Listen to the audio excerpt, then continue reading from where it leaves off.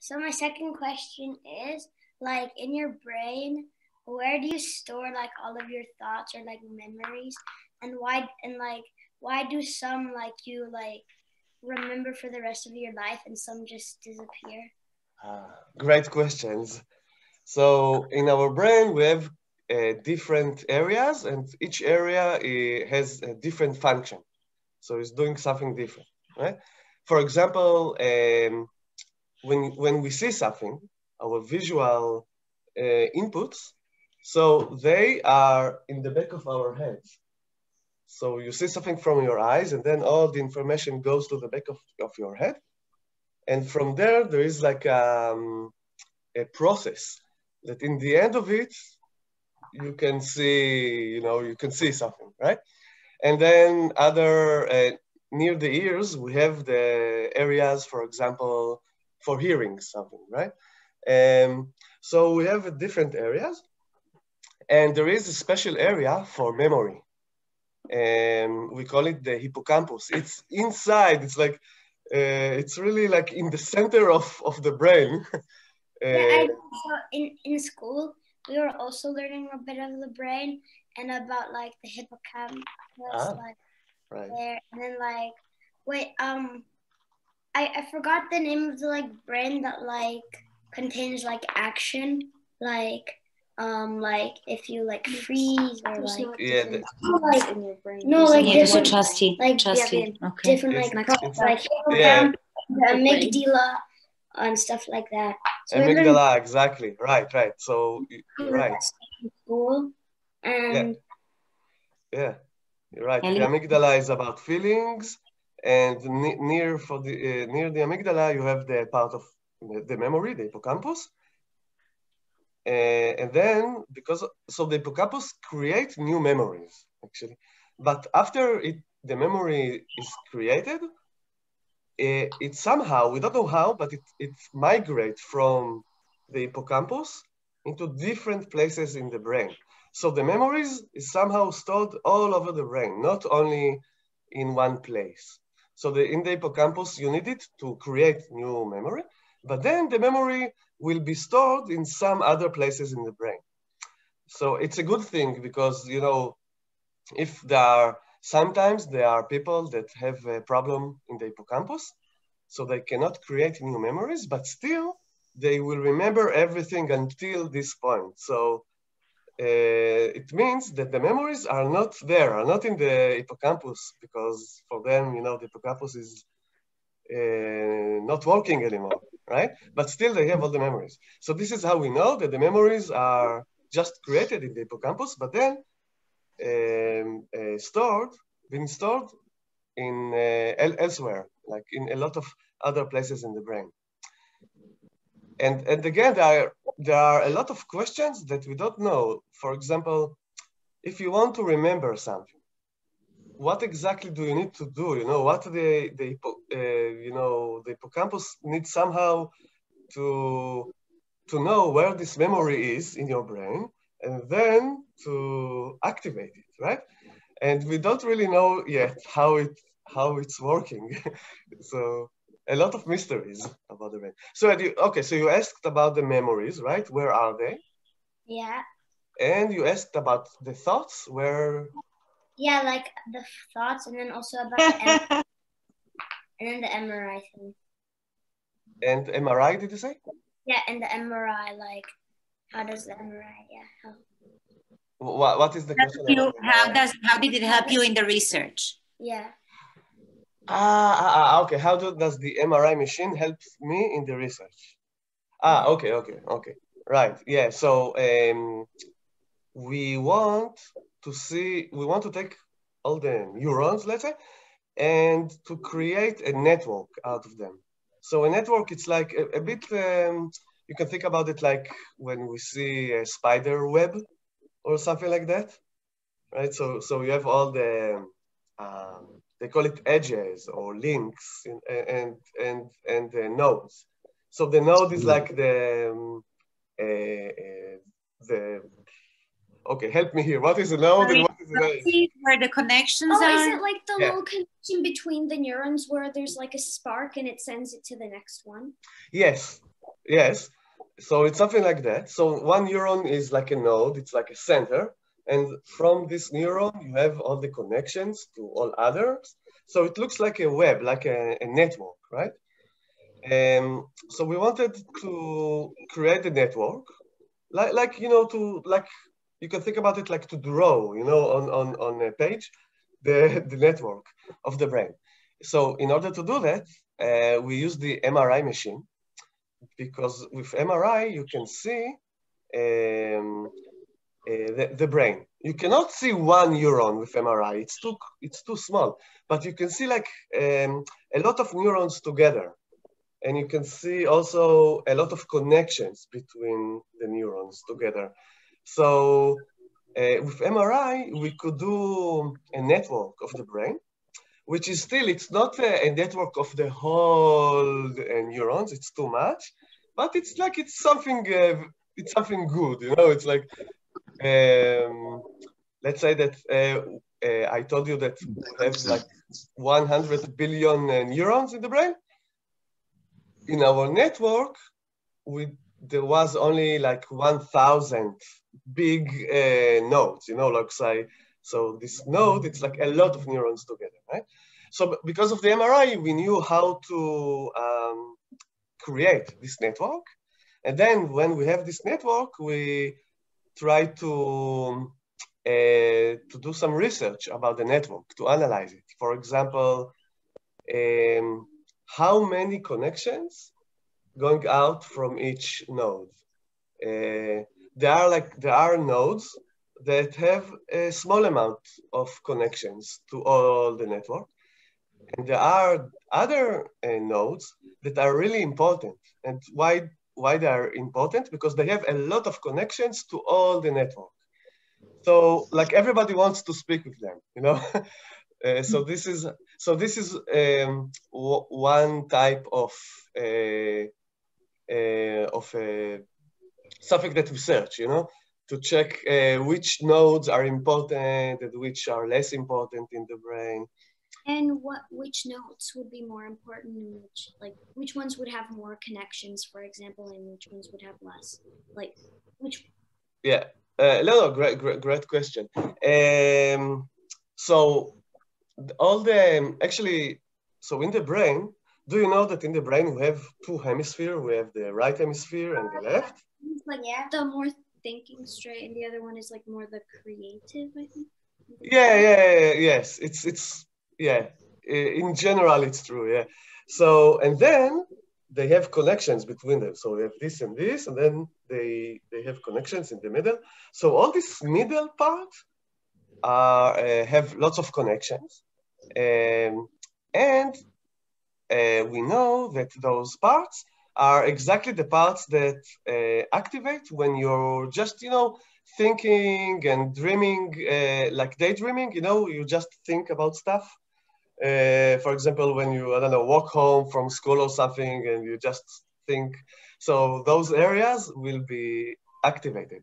So those areas are the ones that create our thinking process. And they are the ones that are connected, the mostly connected nodes. It makes sense, right? I think. Yeah. You asked too.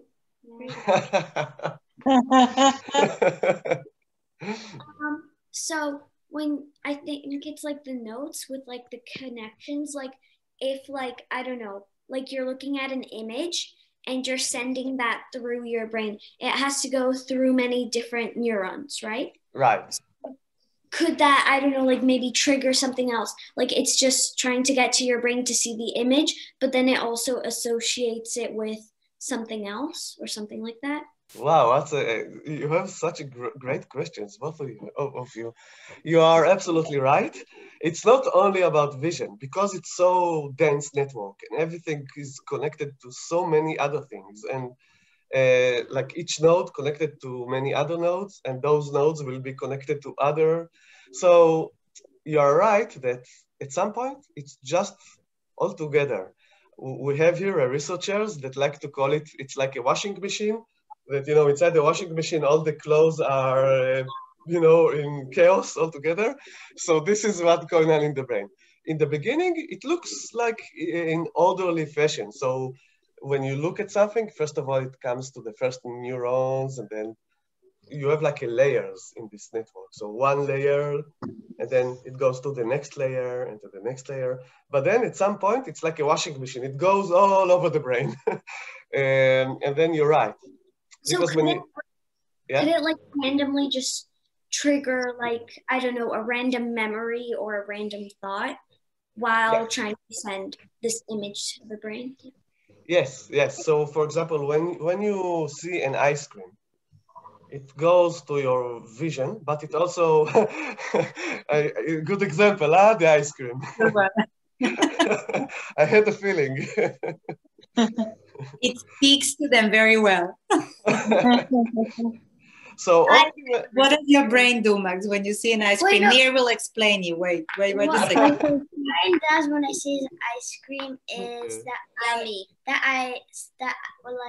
I ask you if I can have. You evaluate. It's so many steps. It needs to go to like first so many look, connections. Then first I look, then I think, and then I act. Right. Actually, much more steps. So do you know, Max, that in the brain, we have lots of actions that are happening before we even know about it. So before you know that you see an ice cream, your brain already processes it and know that you see ice cream. And only in the end of the process, only then we realize, oh, I see an ice cream. You know? So we call it unconscious. You know, when you see something and you can say, I see ice cream, then we say, oh, you are conscious of the ice cream. And when you are still don't see it, we call it unconscious. So before you see the ice cream, already the brain does a lot of, you know, steps, as Sasha said. So in the beginning, you see all the lights from the ice cream come to the brain, and the brain try to understand what is this object, right? And in the end of this process, your brain will recognize that this object has the shape of an ice cream. And then also it will go to other areas. The area, remember that you told me about the amygdala area? Yeah. This is the area of our feelings, right? And the amygdala will activate like, oh, I want it, you know? I want an ice cream, for example. And then also it will go to your hippocampus for all the memories about ice cream that you have. So a lot of memories will open up in your brain. I have two questions.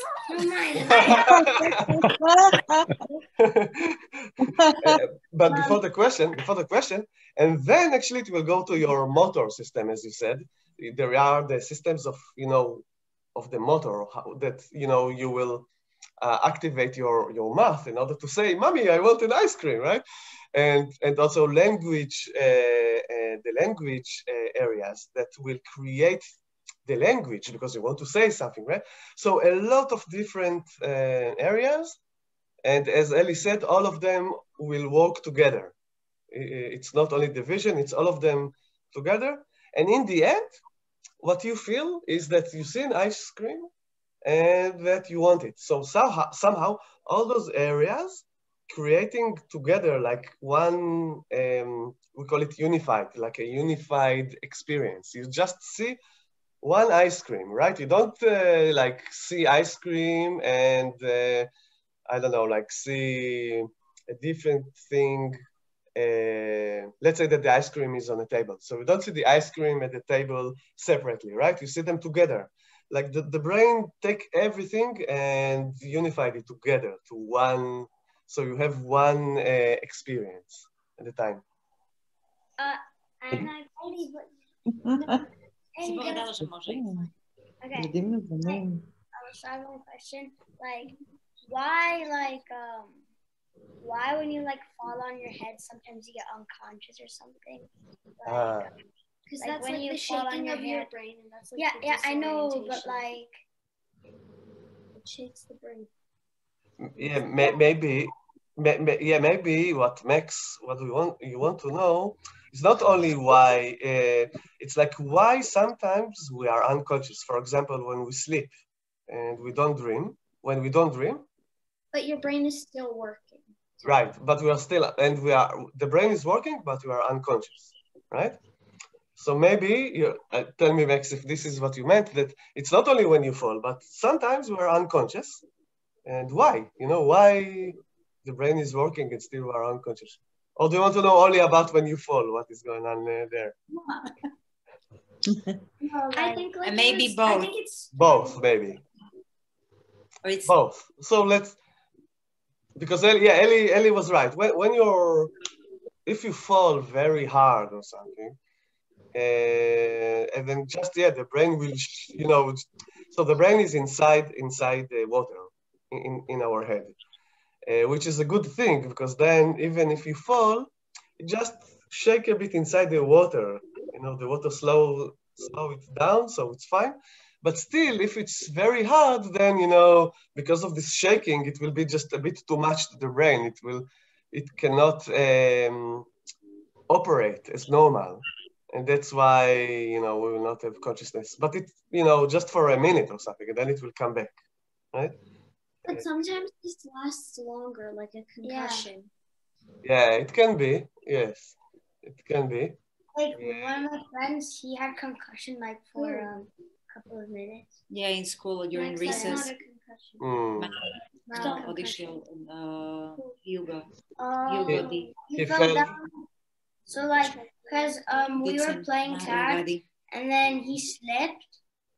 Kind of, I don't know how, like he tripped or something, and he kind of like fell backwards. Yeah, and he hit his head probably back here. And then he was kind of like on the ground with closed eyes a bit, and like everybody was crowding around, but then like the teacher said to go away, and so like there's scared people. No, but it's fine. Maxi, we want to hear about what Nir was working on.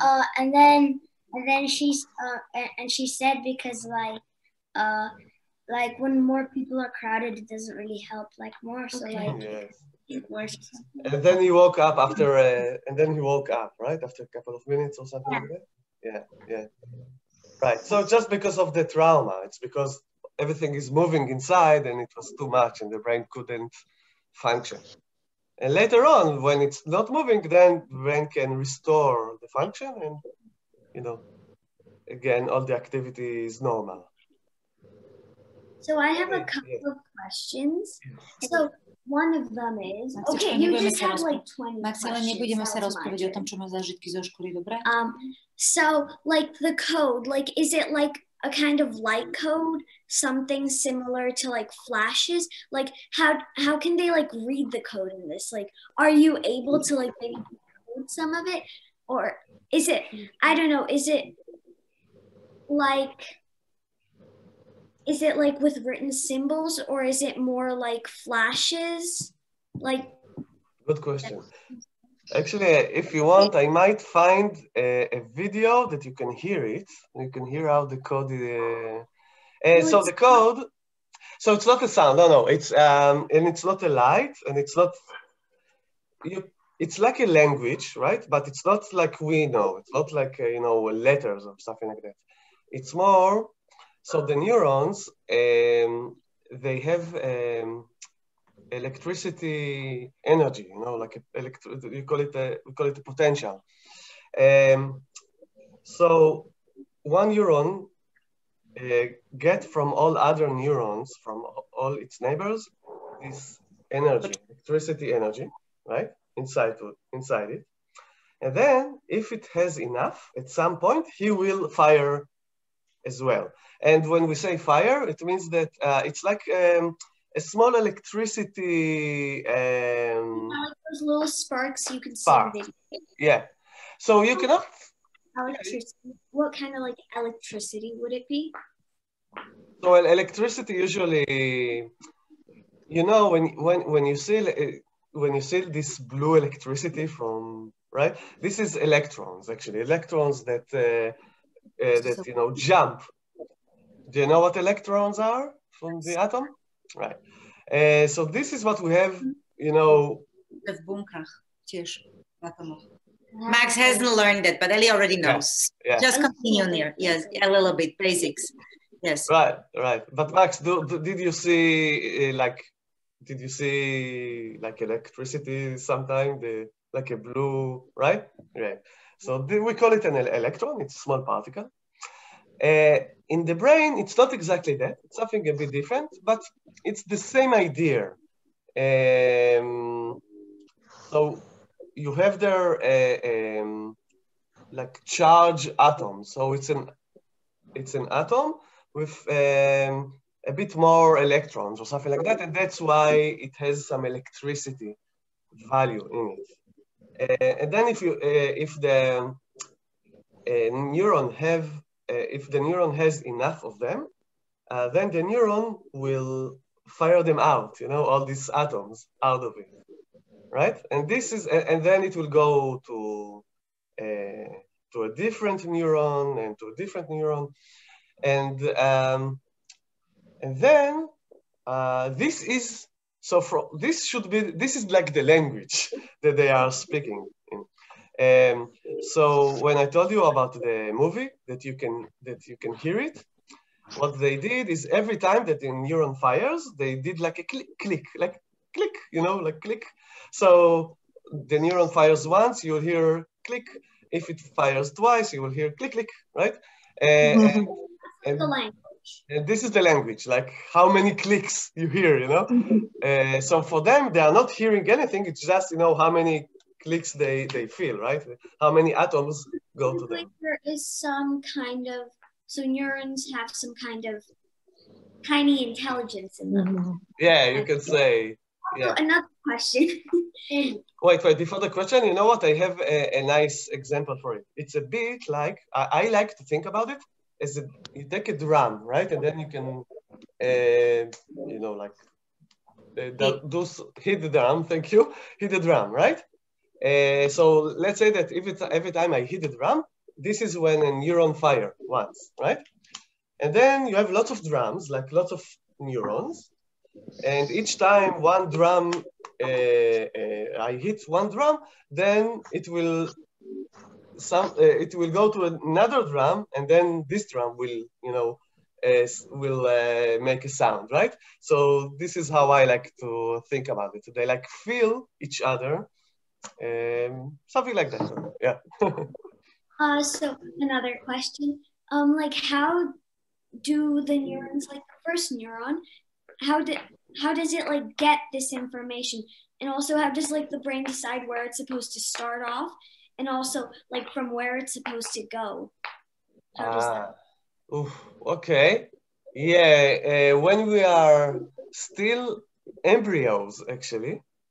When we are still embryos, like in our mommy's belly, then we don't know a lot about it. But then, you know, all the cells are being created, also the neurons. And there is like, you know, a plan written in the genes. Then according to that, you know, the neurons knows where to go. The neurons know where to go.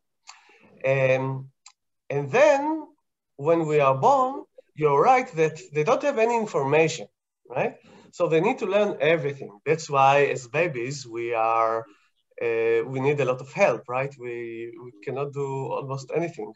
And it's only slowly that the brain, the neurons will learn slowly what to do. And a lot of this learning is because of emotions. Like something that is emotionally strong, we will remember it and we will learn something, right? If something happens to you that was fearful, or maybe it was very happy, you will learn that it's good or bad, right? And then you will try to do it if it was fun, or you will try to avoid it if it was bad, right? So according to that, the brain, this network learns how to behave, let's say, you know, what to do. Yeah.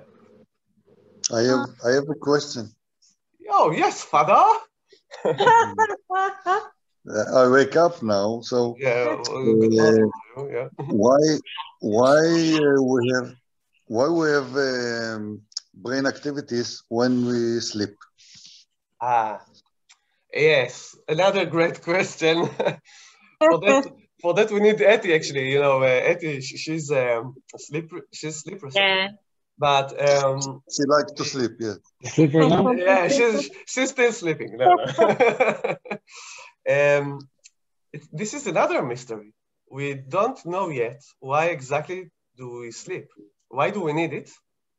And why do we dream? This is another mystery.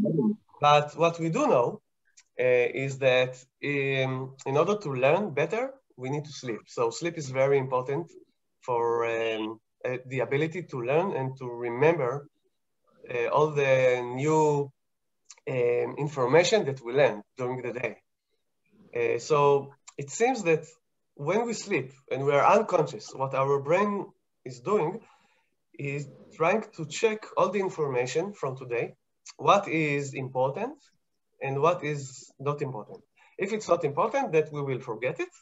And if it's important, then we will create a long-term memory out of it. And so this is more or less what is going on while we are sleeping and unconscious. And also Etty show, for example, that while we sleep, it's doing something with emotions as well. It's important for us. So when we'll get up in the morning, we'll have a stable emotions, for example, a balanced emotions that we will feel fine, you know, with yeah, but we don't know exactly, but a lot of like the brain does a lot of maintaining, you know, to maintain work, to clean itself and stuff like that also when we are sleeping. How the brain know what is important to us? It's of course, as you said, right? It's subjective. It's about feelings again, the emotions. If there is something that, so there are a couple of things that when we are born, there are a couple of things that we will feel that are good for us or bad for us. And then as you evolve, you know, you grow up, your network is evolving as well, right? And then you have a personality. So there are some stuff that you like and other stuff that you don't like, right? And according to those, your brain will decide what is important and what is not important. For example, for me, I like the brain, physics, stuff like that, right? So for me, those kind of things will be important. For some other person, you know, other things will be important, right? So it's just according to the network, to your network. You know? Nir, can you walk us through your Yeah, okay.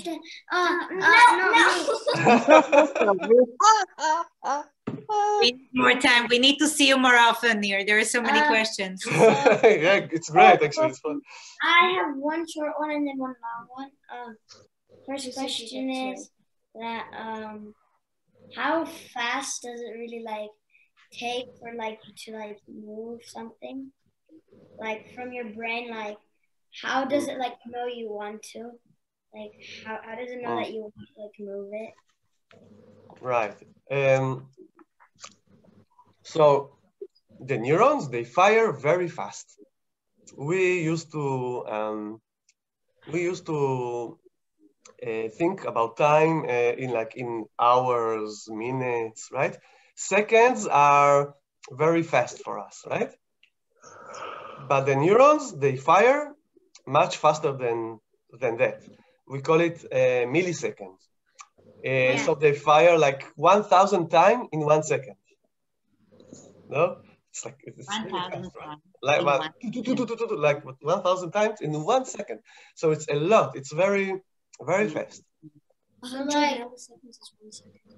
So when you want to move your hand, so first of all, it starts from your the motor area in the brain, for example, that fires, you know, And after like half a second even, you know, your brain did so many calculations. So now you can actually move your hand because of that. You know, because it did a lot of calculations in like half a second or even less than that. Even faster. It's your reactions. So if you react fast, then how fast did it happen? Yeah, Wait, something. wait. Your mom, I mean, Sasha's right? If you react like that, it means that your neurons have to be much faster than that, right? Because they are the one that created this movement. Neurons make it happen. So they're going faster than that? Yes, much faster than that. One question. I think this is a pretty quick question. So you talk about how does your brain like know what we want, but isn't your brain technically telling you kind of what you want? Doesn't your brain have your personality depending on kind of like moments that you've had in your life, that kind of stuff. Yeah. So is that then I think so does that kind of create your personality as a person? So like every time I say a word, it kind of connects that to when I heard it for the first time and the meaning. Exactly. My brain, it's like what Nir was saying before, that since you were an embryo, there are connections between. No. We lost you. Really? No, we are still here. I see you. Can you hear us? Yes, my computer. It might be running low on battery. Wait, Run! We are still... Disaster. I don't know why I have black screen. We won't see you. And they have glitch. Why is it black? I don't know. Do you hear us? Do you hear us? We can see you. No. זהו, I guess they נגמר לה לא, הבטריה. זהו, נעלמו. זה כמו שהיה לי, נגמר לה הבטריה פשוט. טוב, תכף הם יתחברו. גם אני נסגר לי המסך, המשכתי איכשהו לשמוע אתכם, אבל... כיף לי לראות אתכם, כיף לי לדבר איתך. Hello, Sasha. Hi, תעלו Sasha. אותם שם. Hello, you're back. Hello, you're back. But my computer died. I just said that when next weekend we'll be in Texas, and then it's a bit closer. So it will be 2 hours, let's say closer to you. So It will be better to talk. it will be better to talk, for example, in We'll be Israel. again in the weekend house during the weekend, Nir. So I'm not sure about the reception. All right, you'll be in Kaula. Yeah, but I don't know, because sometimes it works. I mean, normally it works, but sometimes there is, maybe the weather is too bad and it doesn't work then. I see. Yeah, okay, we can try. It's like, yeah. I don't know. But I was thinking that you maybe could walk us through your thinking and the research, how you did it till your conclusion. One last question. Actually, I don't know. I think it's fun to do it as a conversation and not like a lecture, you know. So I think it's fun with these questions. And No, go. Can I please ask? Okay. but wait, before Max, before Ellie asked something very interesting. I think before you went down with the computer, Ellie, you asked about our personality, right? Where is it in the brain, or what exactly is it? I mean, you know, there's Like feelings and emotions, like that also has to be part of your brain somehow, right? Right. So somehow, part of your brain is the thinking part, and another one is the emotional part, and another one is the motion, right? The motor, and the language, and somehow, all of that is combined together, unified together. So Ellie will say, I'm me, I'm Ellie, right?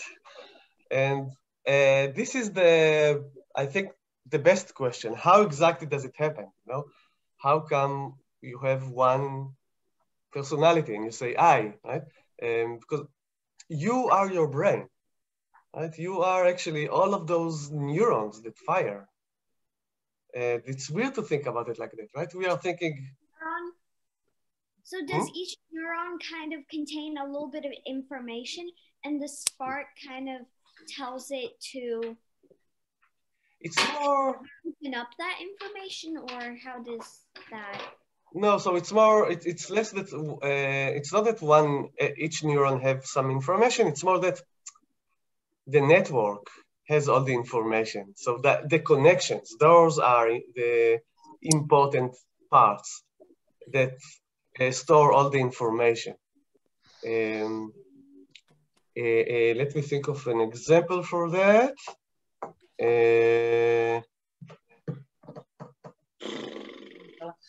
I try to think of an example. Etush, do you have an idea example for emergent?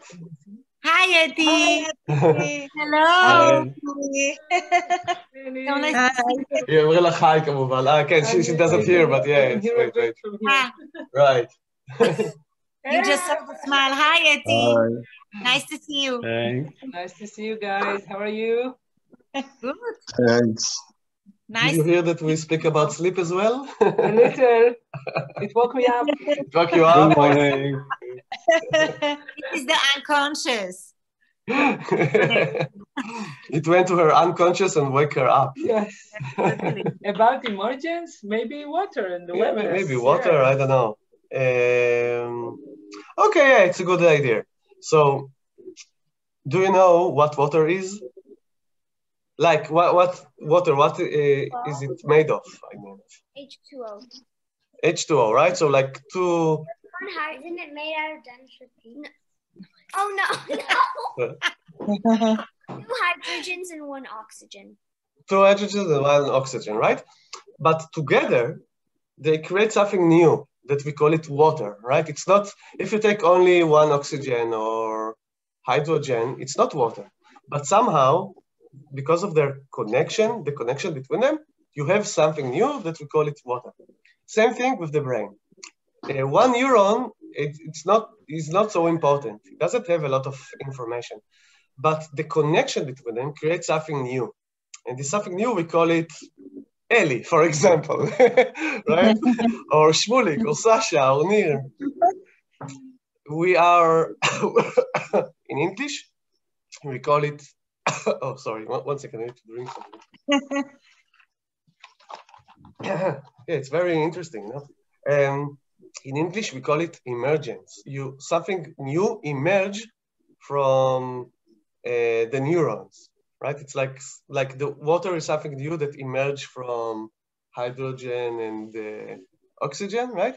So also from neurons, somehow we emerge, right?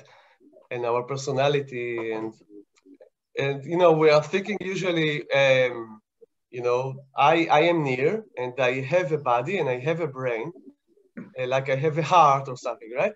But it's not exactly the same. Like the brain is me, you know. Somehow. That's confusing. You know, it's confusing, right? To understand. What am I exactly, right? What are you? זה התודעה. Confusing. This is what we call consciousness. Yes. Okay. This is the most interesting thing, I think, and important to understand. Yeah. So, you know, Max, what are you? Are you your neurons that fire quickly? You know? I have a million of questions, but I really wanted to know this one. How is your brain created? How is your brain what? Created. How was your brain created? Yeah. What does it? How? Yeah, no, like how? Like how? Yeah. We obviously somehow like get born. Right. How does the brain get born? Yeah, it's not born, but like how does created. Yeah, it's a good question. Yeah, we don't know a lot about it, but it's how, like when you are still embryo, right? In mommy's bellies, the cells, first of all, they are just cells, and then they from this general cell, you know, they evolve to be specific cell. Like some cells will be your eye, another will be your heart, And then another will be neurons, you know, and will create your brain. And then somehow they need to go, right, to the place that will be your head. And yeah, there is like a plan, you know, in your genes, how to create the shape of your brain and the shape of your heart and everything. And this is how all of your body is created, and also your brain. So what elements in the periodic table are like the different parts of, or I don't know, just like one the most. So what elements in the periodic table are important for us to create our brains and bodies? Is that the question? Kind of like, I don't know, like what part, like a certain part, I don't really care which, but like I don't, like what is our brain technically made of? Okay. Whatever that is, it's a mix of elements that allows us technically to create ourselves. And does that mean like there's always a different combination in every person? Or is it more like it's created an intelligence that allows it to work by itself? I see. Nice question. Good question. So the interesting part here is that all of your body is more or less, you know, was created by the same chemical elements. The most important one is I forgot.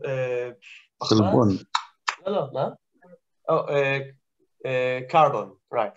So carbon. This is like the most important. Carbon is pachman in Hebrew. Pachman? Yeah. Okay. This is like the most important element, chemical element. And we have much more, like, you know, oxygen and, I don't know, and a lot of others, but carbon is the most important. But the thing is that it's not good enough to say that, because all of your body has the same materials. So it's you know, your heart, your hand, and also your brain and your neurons, they have the same elements. So it's not, and still your heart doesn't have a self, or your hand, only your brain. So it doesn't come because of these elements, of these chemical elements. It's something else, something different. So it comes because of the way that neurons function and the way that this network is functioning. This is the way. This is why you have your own. You know, you can think and learn and have personality. It's because of the network and how it functions, and not because of the chemical elements. Does it make any sense?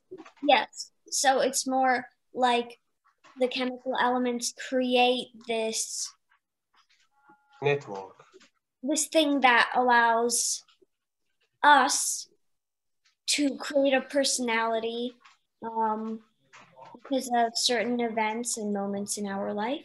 Yes, yes, exactly. These elements create a special kind of cells, neurons, that can fire and then can create a network.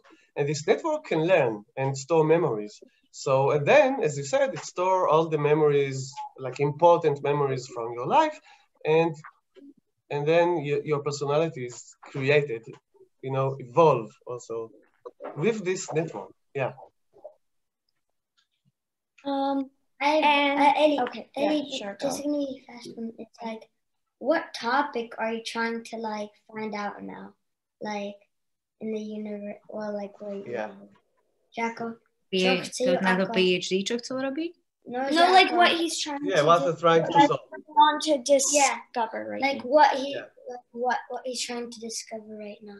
So I like all the big questions, all the most mysterious things in the universe. I like, you know, like black holes, what happened before the Big Bang, if you know what is the Big Bang, and also what is consciousness, and how come we aware of ourselves. You know, how come it's not like when we sleep? When we sleep, when you sleep, you are unconscious, right? You don't know if Mama will bring like an ice cream and you're sleeping, you will not know about it, right? You're unconscious of it. Only when you will be awake. But maybe they can smell it. Maybe. And then it comes to be No, conscious. I think it's like like the brain might somehow like store, like can see the information, like views the information, but kind of passes over it. So it's true. Yeah, there is something. You're right that even when you're unconscious and even when you're asleep, the brain can still maybe notice some things outside. Something, right? But doesn't pay any attention to it. But sleeps. Yes, yeah, it doesn't do a lot with that. Exactly. Continue to be unconscious, yes. But first of all, I think it's an experiment that you need to do. Bring an ice cream and see if Max will be awakened because of the ice cream.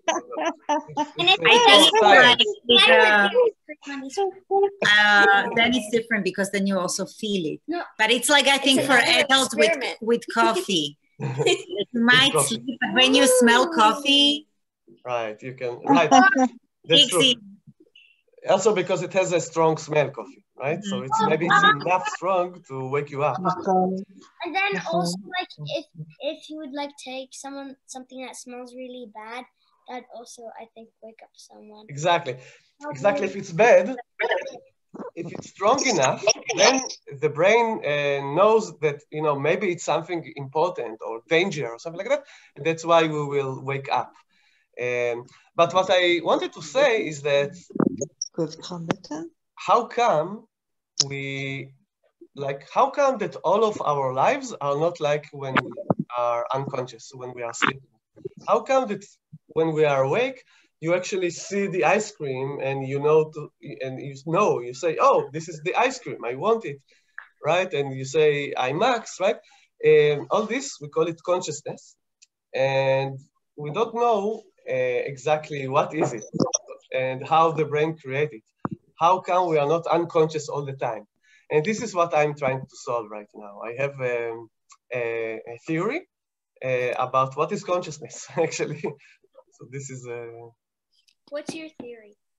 What's my theory? Well, this is a big issue. Before the theory, we need to understand a bit more information before we can speak about the theory. And Nir, I have a question. Yes. When we're born, we have the same numbers of neurons like today? No, we have much more actually. So, Max and Ellie, for example, they have much more neurons that we have now, right now.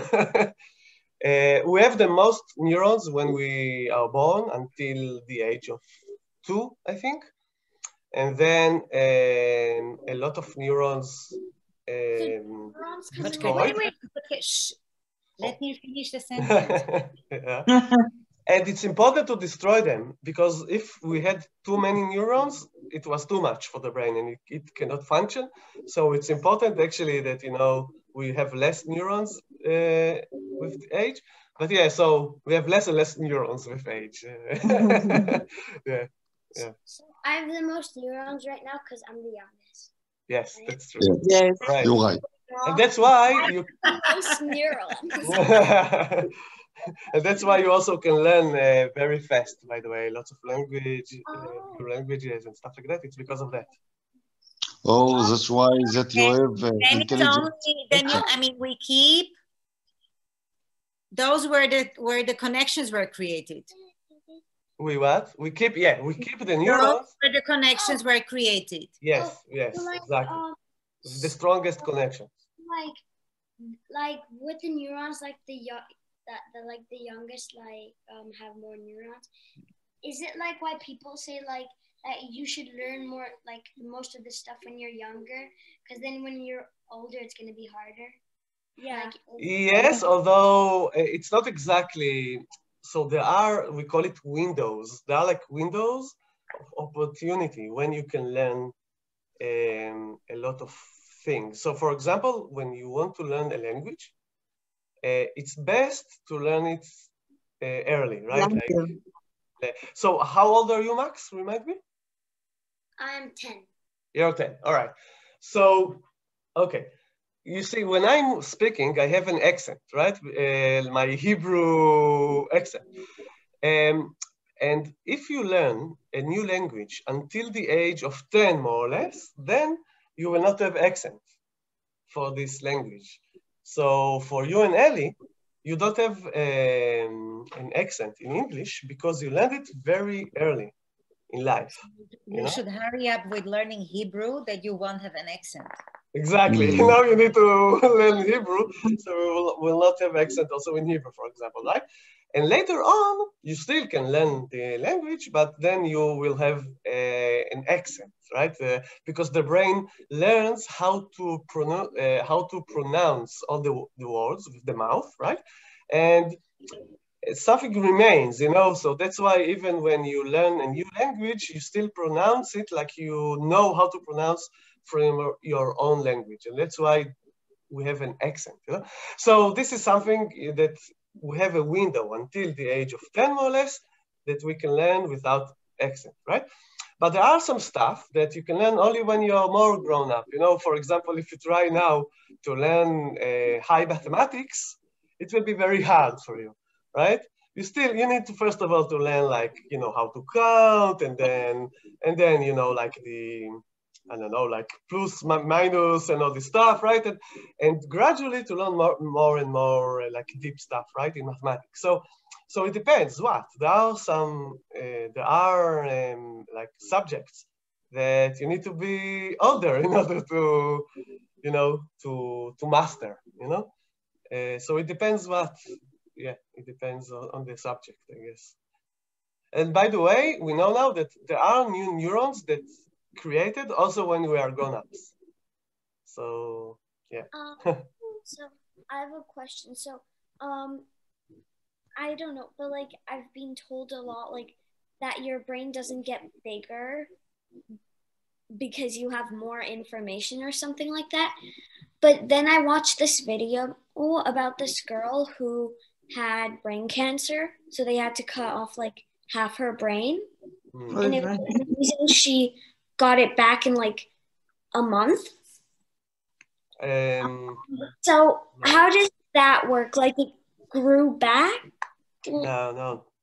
The neurons don't grow back. Some, you know, we have some kind of a small amount of neurons do create it all the time, but most of the neurons don't grow back. So what you have more are the connections. Yeah, new connection, exactly.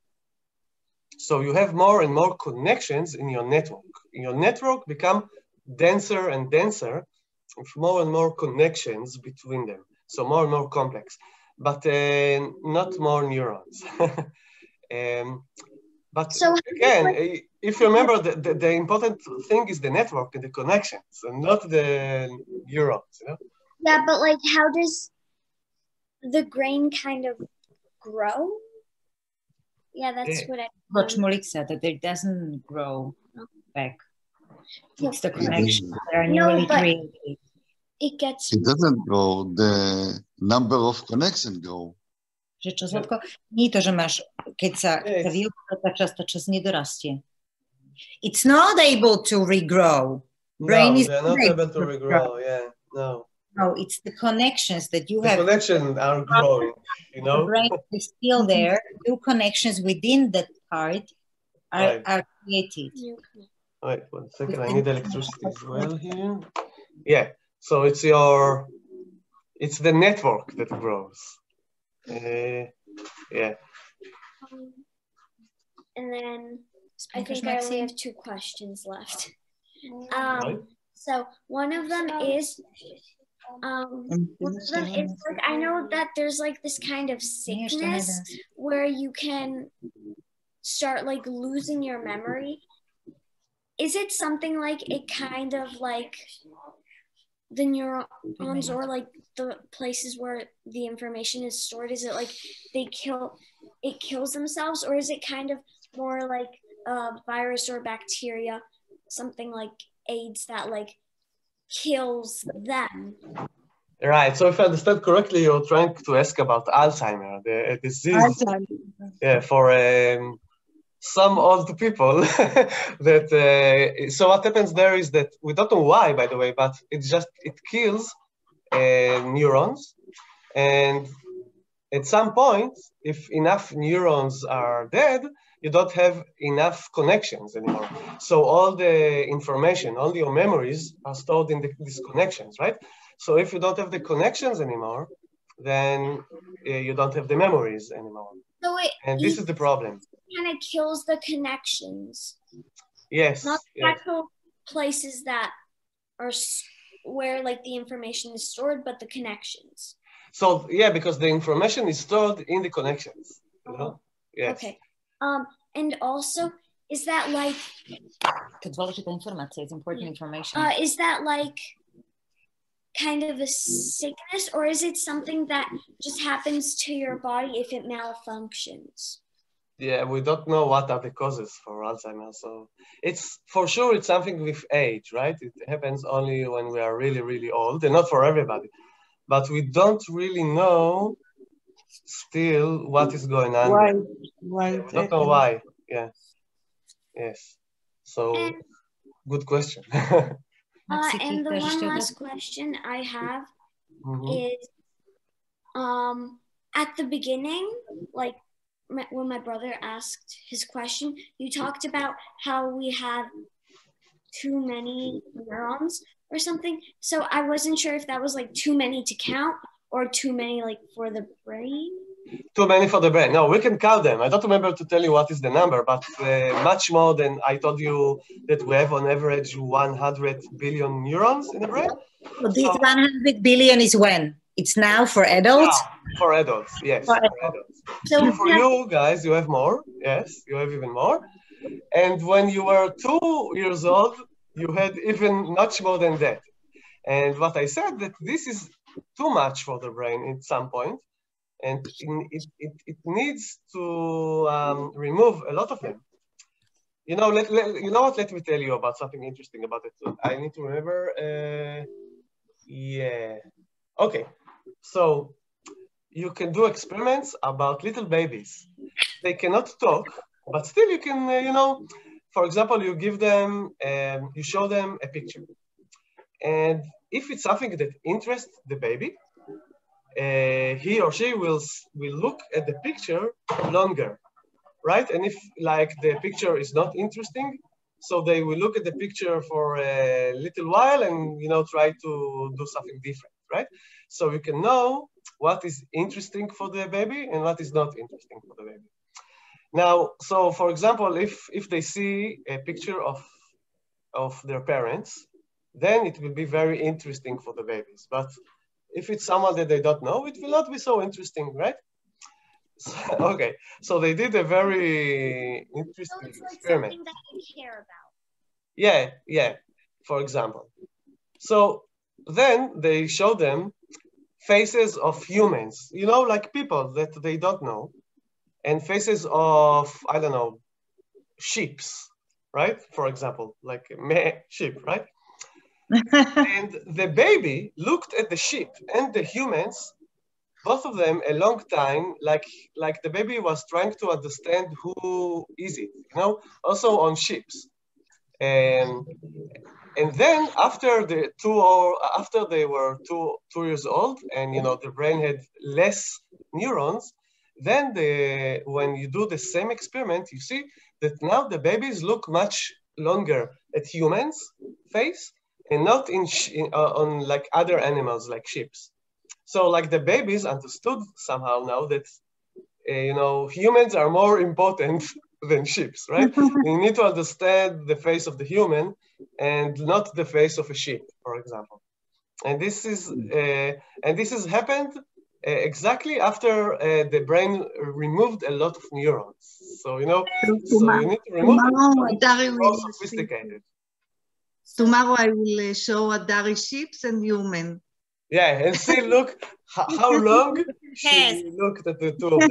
Yeah, exactly. A lot of experiments here, you see? So kind of neurons kind of prevent learning? I cannot hear. What did you ask? Do neurons kind of like prevent learning? So kind of like, what are neurons? Prevent learning? Why? I think what Ellie means that it's a process, Ellie. It's a process that a baby, it's like everything is equal for a baby, maybe.